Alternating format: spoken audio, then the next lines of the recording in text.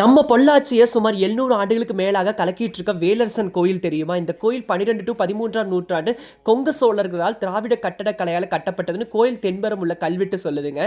இந்த கோயிலில் திருமணத்தடை, ஜாதக தோஷம் நம்ம தலையெழுத்தையே மாற்றக்கூடிய ஸ்தலம்ங்க. இது நம்ம பொள்ளாச்சி சுப்பிரமணியர் கோயில் தாங்க. இது முதல்ல சிவன் கோயிலா இருந்துச்சுங்க. திருவகதீஸ்வர முடையார்னு காலப்போக்கில் முருகர் பிரதானமா வந்தாருங்க. ராஜகோபுரம் வழியா போனதுமே சிவன் சன்னதி, சுந்தரேஸ்வரர் மீனாட்சி கல்யாண மண்டபம், 24 தூண்களால் கட்டப்பட்டது ஒரு வரலாற்று சிறப்புங்க. இங்க முருகர் ஒரு முகம் 4 கைகள் வள்ளி தெய்வானையோட இருக்காங்க. இந்த திருவாசின்னு சொல்லக்கூடிய முருகருடைய பிரபாவளி அதுவும் மயிலும் ஒரே கல்லால செஞ்சிருக்காங்க. தேவ மயில்னு சொல்றாங்க. பஞ்சலோக நடராஜ சிவகாமி சிலை கொடிமரத்துக்கு முன்னாடியே கிணறு உள்ளதுங்க.